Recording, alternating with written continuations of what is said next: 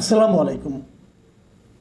প্রিয় দর্শক, আমি খুবই বিব্রতকর একটা পরিস্থিতিতে পড়ে গেছি। আমার নামে টিকটকে একটা ভিডিও ঘুরে বেড়াচ্ছে। আমার অনেক বন্ধু এই ভিডিওটা আমাকে পাঠিয়েছেন এবং বিশ্বাস করেন আমি নিজেও অবাক হয়ে গেছি, যেটা আমারই তো কণ্ঠ, কিন্তু কিভাবে সম্ভব? এটা কি এআই দিয়ে বানানো নাকি অন্য কিছু? বিব্রতকর বললাম এই কারণে, সেই ভিডিওটার শিরোনামে ওখানে লেখা আছে, যে জিনিসগুলি লেখা আমার কাছে এসেছে, আমি আপনাদের দেখাচ্ছি, আপনারা দেখুন। সেখানে লেখা যে আমি যে কোনো সময় গ্রেফতার হতে পারি, লাইভে কাঁদলেন সাংবাদিক মাসুদ কামাল। ভাই, আমি কোনো লাইভ করিনি এবং কান্নার তো কোনো প্রশ্নই আসে না। আমি কখনো কোনো লাইভ করিনি, কেবল এখানে না, কখনোই আমি কোনো এরকম লাইভে কোনো ইনফরমেশন কাউকে দেইনি। যে এখানে কি করে দেবো আমি? আর এটা যে কারা করেছেন আমি সেটাও বুঝতে পারছি না। এখানে নানাভাবে এটাকে অনেকে শেয়ার করেছেন। এখানে লেখা একটা ঢাকা বাংলাদেশ উত্তরা, এই হলো অ্যাড্রেস, এই হলো আপনার ওই অ্যাকাউন্টের নাম, যে অ্যাকাউন্ট থেকে এটা করা হয়েছে। আচ্ছা, একটা কমন সেন্স আপনারা ভাবুন, আমি যদি কোনো কিছু লাইভ করি সেটা তো আমার চ্যানেল থেকে হবে। যদি ফেসবুক থেকে করি তাহলে আমার দুটো চ্যানেল ফেসবুকে, একটা হলো আমার পার্সোনাল যেটা চ্যানেল আছে, আপনার অ্যাকাউন্ট আছে মাসুদ কামাল নাম দিয়ে, সেই অ্যাকাউন্ট, আরেকটা হলো আমার একটা পেজ আছে কথা নামে। এই দুটো ছাড়া আমার আর কোনো ফেসবুক অ্যাকাউন্ট নেই। আর আমার ইউটিউবে মাত্র দুটো অ্যাকাউন্ট আছে, একটা অ্যাকাউন্টের নাম হলো কথা, আর একটা অ্যাকাউন্টের নাম হলো অন্য মঞ্চ। অন্য মঞ্চে আমি একা কথা বলি না, ওখানে আমি অন্য অনেকের ইন্টারভিউ করি। এটা প্রতিদিনই হয়, দুপুর 2টার সময় অন্য মঞ্চে বের হয়। আর কথা তো আপনাদের দেখছেন এই চ্যানেলে। এর বাইরে আমার আর সামাজিক মাধ্যমে কোনো অ্যাকাউন্ট অথবা কোনো কিছু নেই। তো এই ঢাকা বাংলাদেশ উত্তরা, এখান থেকে এরা করেছে, এদের আবার 16,500 পোস্ট তাদের আছে। এটা যে কী জুবায়ের সালমান, এগুলি কি আমি কিছুই বুঝতে পারছি না। এবং সেখানে আমার কথা, আমার ছবি দেওয়া হয়েছে, ছবির এক পাশে শেখ হাসিনার ছবি, আমার মাঝখানে ডক্টর ইউনূসের ছবি, ইউনূসের ফোনে কথা বলছেন, আবার এই পাশে আমার ছবি। আপনি দেখুন ছবিটা। এবং এখানে কি লেখা হয়েছে যে আমি যে কোনো সময় গ্রেফতার হতে পারি, লাইভে কাঁদলেন সাংবাদিক মাসুদ কামাল। আমি কেন গ্রেফতার হব এবং আমাকে কেন কাঁদতে হবে? আবার বলছে ডক্টর ইউনূস আমাকে গ্রেফতারের হুমকি দিয়েছে, সাংবাদিক মাসুদ কামাল। আমাকে ভাই কেউ হুমকি টুমকি দিবে কেন? ডক্টর ইউনূসকে আমার মতো মানুষকে হুমকি দিবে কেন? কী কারণে দিবে? আমার প্রতি কোনো মামলা নাই, কোনো কিছু নাই, তো এগুলো আমাকে করতে হবে কেন? অনেকে দেখি নানা রকম লেখে। এখানে কি বলা হয়েছে আমি আপনাকে আমি ওটা দেখাতে পারবো না, কারণ ওটার ভিডিও, একটা অন্যের ভিডিও কী করে দেখাই। ভিডিওটা আমি মোটামুটি যতটুকু বাংলা করেছি, এখানে বলা হয়েছে যে আমি সাংবাদিক মাসুদ কামাল বলছি, আমি হয়তো গ্রেফতার হতে পারি, আমি আপনাদেরকে একটা কথাই বলবো, আমি নিরপেক্ষভাবে সারা জীবন কথা বলে যাব। এই বাংলাদেশ, এই বাংলাদেশের ইতিহাস যাকে নিয়ে লেখা, সেই বঙ্গবন্ধুকে আমি কখনো অপমানিত হতে দেব না। আমি যদি গ্রেফতার হয়ে যাই, আপনারা সবাই এই দেশের পক্ষ নিয়ে কথা বলবেন। এই বাংলাদেশ আমার, আপনার সবার, অন্যের কাছে কখনো মাথা নত করিনি। দেখুন, এই কথাগুলি মোটামুটি এইভাবে আমি কথা বলি, কোনো সন্দেহ নেই। এই কথাগুলি হয়তো এই যে ভাবটা, এই ভাবটা আমার কথায় মাঝে মাঝে আসে, কিন্তু এটা আমি লিখিনি, আমি বলিনি। আমি একটা কথা বলি, আমার ওই যে 4টা চ্যানেলের কথা বললাম, 4টা জায়গায়, একটা হলো কথা নামে একটা ফেসবুক পেজ, আর মাসুদ কামাল নামে আরেকটা ফেসবুক পেজ, এটা ইংরেজিতে লেখা, MASOOD, মাসুদ কামাল KAML। এই দুটো ফেসবুক ছাড়া, আর এখানে কথা নামে একটা ইউটিউব চ্যানেল, আর অন্য মঞ্চ নামে একটা ইউটিউব চ্যানেল, এই 4টা জায়গা ছাড়া অন্য কোনো জায়গায় যদি আমার নামে কিছু একটা দেখেন, আমি বলছি আমার নাম দিয়ে প্রচার হচ্ছে, আপনি নিশ্চিত থাকবেন এগুলো সম্পূর্ণ ভুয়া। কতগুলি চোরটা লোক, মানে ধান্দাবাজ লোক, তারা আমার ছবি ব্যবহার করে, আমার কণ্ঠ এআইয়ের মাধ্যমে রিক্রিয়েট করে তারা এগুলো করছে। এর সঙ্গে আমার কোনো সম্পর্ক নাই। প্লিজ, আমাকে নিয়ে যদি উদ্বিগ্ন হন, তাদেরকে অনেক ধন্যবাদ, আপনাদের আন্তরিকতা আমাকে স্পর্শ করলো, আমি খুব খুশি। কিন্তু আর কিছু করার দরকার নেই ভাই, এগুলি বিশ্বাস করবেন না। আবার আমাকে বিশ্বাস করেন, এই গত 2-3 দিন আমি যে কতগুলি পেয়েছি আপনাদের বিশ্বাস করাতে পারবো না। আমি মানুষকে জবাব দিতে দিতে টায়ার্ড হয়ে গেছি। কেন এই ঘটনাগুলো ঘটতে শুরু করলো? কবে শুরু করলো? হলো ডক্টর নাজমুল হাসান কলিমুল্লাহ অ্যারেস্ট হওয়ার পর থেকেই আমি দেখছি এটা শুরু হয়েছে। তো নাজমুল হাসান কলিমুল্লাহর বিরুদ্ধে, উনি একটা ইউনিভার্সিটির ভিসি ছিলেন, সেই ভিসি থাকাকালীন ওনার নামে কিছু দুর্নীতির মামলা হয়েছে। সেই মামলাগুলিকে দুদগুনার বিরুদ্ধে মামলা করেছে, দুদগুনাকে গ্রেফতার করতে বলেছে, গ্রেফতার হয়েছে। তো আমার তো এই ধরনের কোনো, মানে অর্থনৈতিক কোনো রকম সংশ্লিষ্টতা কোনো প্রতিষ্ঠানের সঙ্গে থাকা, এর কখনোই ছিল না।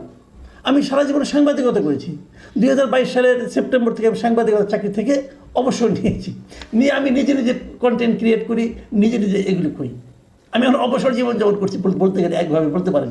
বিভিন্ন টক শোতে যাই। আমি যেটাকে বিশ্বাস করি সেই কথাটা প্রকাশ করি। অনেকে আমাকে বলেছিল যে নাজমুল হাসান কলিমুল্লাহ অ্যারেস্ট হয়েছে, এখন তো আপনাদের অ্যারেস্ট হতে হবে। কেন হতে হবে? তার সঙ্গে আমার ধারাবাহিকতা কোথায় মিল? কোনো মিল নেই। ফেসবুকে তো কত লোকে কত কথা বলে, আমিও বলি, তো তার সঙ্গে এটার সঙ্গে মিল হবে কেন? এখানে মিল খোঁজার কারণটা কি? আমি তো কিছু বুঝি না।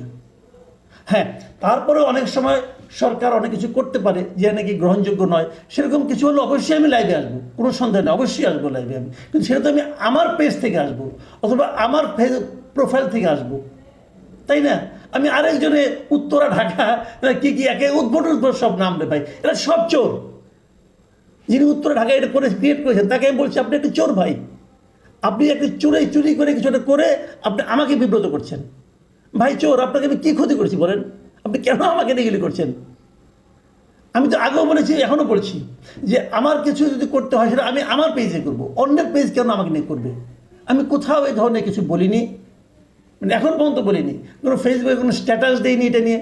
তাহলে কেন? খুবই আনফর্চুনেট, খুবই দুঃখজনক। অনেকেই সরকারের বিরুদ্ধে কথা, এই সরকারের বিরুদ্ধে অনেকেই কথা বলেন। আপনি বিশ্বাস করেন এই সরকারের বিরুদ্ধে কেমন? আমি সবার বিরুদ্ধে কথা বলি। আমি যদি কোনো কিছুকে লজিক্যাল মনে না করি, আমার যদি কোনো কিছু নিয়ে কোনো প্রশ্ন থাকে, সেই প্রশ্ন আমি উচ্চারণ করি। সেটা সরকারের বিরুদ্ধে যায়, সেটা আওয়ামী লীগের বিরুদ্ধে যায়, সেটা বিএনপির বিরুদ্ধে যায়, জামাতের বিরুদ্ধে যায়। আবার আমি সবার যদি ভালো কাজ করে তার প্রশংসাও করি। আমি যেভাবে উপলব্ধি করি সেভাবে করি, আমি কারো পারপাস সার্ভ করি না। আমার কথা মাঝে মাঝে অনেকে মনে করেন যে আওয়ামী লীগের ব্যাপারে সরকার যে সমস্ত সিদ্ধান্ত নিচ্ছে এগুলো অনেকগুলো আমি সমালোচনা করি, তার মানে আমি আওয়ামী লীগ করি, এটা ভুল ধারণা। যারা আওয়ামী লীগ করেন তারা আমাকে ত্যাগ করেন, আমি আওয়ামী লীগ করি না ভাই। আওয়ামী লীগের 15 বছর আমি আওয়ামী লীগের সমালোচনা করেছি। আমি বিএনপিও করি না, আমি সাংবাদিকতা করি, যা দেখি তাই বলি। এবং এটা বলতে গিয়ে যদি আপনাদেরকে আমি বিরক্ত করি সেটা বলেন, অথবা আপনারা দেখেন না, কিন্তু আমাকে নিয়ে আমাকে বিকৃত করে এগুলো ছড়াবেন না। মাঝখানে আমি দেখলাম কোথায় যেন লেখা হয়েছে যে আমি আওয়ামী লীগের চেয়ে বড় আওয়ামী লীগ, এরকম একটা লেখা ছাপা হয়েছে, একটা ফটো কার্ড। এবং এটা আবার এক সাংবাদিক, বিখ্যাত এক সাংবাদিক, নাম বলি না, বিখ্যাত এক সাংবাদিক, উনি আবার আমার বিরুদ্ধে লিখতে যে এই ছবিটা দিয়ে দিয়েছেন। তো ঘটনাটা কি? আমি পরে খোঁজ দিয়ে দেখলাম এটা দেশ টিভিতে প্রচার হয়েছিল। দেশ টিভির ফটো কার্ডে ওখানে লেখা যে আমি আওয়ামী লীগের চেয়ে বড় আওয়ামী লীগ, নিজে লেখা মাসুদ কামাল। ঘটনাটা কি? হ্যাঁ, দেশ টিভিতে আমি একটা টক শো করেছিলাম। সেটা কবে জানেন? গত বছরের এপ্রিল মাসে, জানুয়ারিতে ইলেকশন হলো, আওয়ামী লীগ ইলেক্টেড হলো, ওই আমি আর ডামির নির্বাচন। এখন যারা ডামি ছিল তারা কি আওয়ামী লীগ ছিল? এই প্রশ্নটা আমাকে করেছিল, যারা ডামি তারা কি আওয়ামী লীগ নাকি আওয়ামী লীগের বিরোধী? আমি বলেছিলাম যারা ডামি তারাও আওয়ামী লীগ। দেখেন না যে তাদের যখন মহিলা যখন এই সংরক্ষিত আসনে যখন চায়, তখন দামি যারা ছিল তারা সবাই দায়িত্ব দিয়ে দিল শেখ হাসিনাকে যে আপনার প্রার্থী আমার প্রার্থী। এটা বলার মাধ্যমে তারা শেখ হাসিনাকে বলতে চাইলো যে যদিও আপনারা আমাকে আওয়ামী লীগের নমিনেশন দেন নাই, কিন্তু আমি আওয়ামী লীগের চেয়েও বড় আওয়ামী লীগ। এই কথাটা বলেছিলাম। ওইটা আমি বলেছিলাম যারা ডামিতে ইলেক্টেড হয়েছেন তাদের পক্ষ থেকে, মানে তাদের কথা হিসেবে বলেছিলাম আমি, যে তারা হয়তো এটা বলতে চেয়েছে। সেটা যদি তাদের কথা হয়, সেটা আমার নামে কীভাবে প্রচার হলো? দেশ টিভি করেছে এটা, আর এটা তো আমি খেয়ালও করি নাই। কে কী করে সব কি খেয়াল করা যায়? সেইটাকে ফটোকার্ড হিসেবে উল্লেখ করে একজন সাংবাদিক, বড় সাংবাদিক, সে আমার নামে চালালো মাসুদ কামাল তো আওয়ামী লীগ করে। দেখেন না, সে বলেছে আওয়ামী লীগের চেয়ে বড় আওয়ামী লীগ। কিসের মধ্যে কি? সর্বশেষ আমি একটা উদাহরণ দেব বলি। গ্লোবাল টিভিতে এই কয়েকদিন আগে গ্লোবাল টিভিতে আমি একটা প্রোগ্রাম করে আসছি। সেই প্রোগ্রামে আমার নামে একটা ফটোকার্ড ছাপা হয়েছে। আমাকে দেখানো হলো যে আমি নাকি বলেছি এবার বিএনপি ক্ষমতায় আসতে পারবে না। আমি এটা কী করে বললাম? আমি তো এরকম কথা বলার কথা না। আমি অনুষ্ঠানটা দেখলাম, ওই দেখতে পারবেন না আপনারা, কয়েকদিন আগের কথা, যে এবার বিএনপি ক্ষমতায় আসতে পারবে না। কে বলছে? মাসুদ কামাল। এটা আমি বলেইনি। তাহলে কী করে আসলো? ভেতরে যে শুনতে যেয়ে দেখি ওখানে আমি বলেছি যে আমাকে একজন বলেছে যে বিএনপি, আমি একজন বলছি আমাকে একজন বলেছে যে বিএনপি যেরকম চাঁদাবাজি করছে তাহলে বিএনপি হতে এবার ক্ষমতায় আসতে পারবে না, আমি বিএনপিকে ভোট দেবো না। আমি বলি তুমি যদি বিএনপিকে ভোট না দাও তুমি কাকে ভোট দেবে? আমি জানতে চেয়েছি জাস্ট। তো ও আর কথা বলতে পারে না। আমি বললাম এটাই হলো সমস্যা। মানুষ যারা বিএনপির উপর ক্ষুব্ধ তারাও কিন্তু জামাতকে ভোট দিতে চায় না। তো ওই একজন আমাকে একজন বলেছে যে বিএনপি ভোট দিতে, বিএনপি আসবে, সেটা আমার নামে চালিয়ে দেওয়া হলো। তো ভাই কথাও বলা যাবে না, তাহলে কি কোথাও যাওয়া বন্ধ করে দেবো? আমি কিছু বুঝতে পারি না। আমি খুবই বিব্রত, খুবই বিরক্ত। এই সমস্ত যারা নাকি মানে অপসাংবাদিকতা করেন, যারা নাকি অন্যের তথ্য চুরি করে, অন্যের ভিডিও চুরি করে সেখানে এআই দিয়ে আমার সাউন্ড নকল করে বসিয়ে দেন, আমি তাদের উপর খুবই বিরক্ত ভাই। প্লিজ ভাই আমাকে আপনারা ক্ষমা করে দেন। আর সহ্য হয় না এগুলো। আর প্রিয় দর্শক, আপনাদেরকে বলি ভাই, এই ধরনের কোনো ভিডিও আমি করিনি, কোনো স্ট্যাটাস আমি দেইনি ফেসবুকে, কোথাও না। আমার নামে যা কিছু দেখবেন নিশ্চিন্তে ধরে রাখবেন, ওগুলি এক একটা চোর। প্রিয় দর্শক, এখন এই পর্যন্তই। আল্লাহ হাফেজ।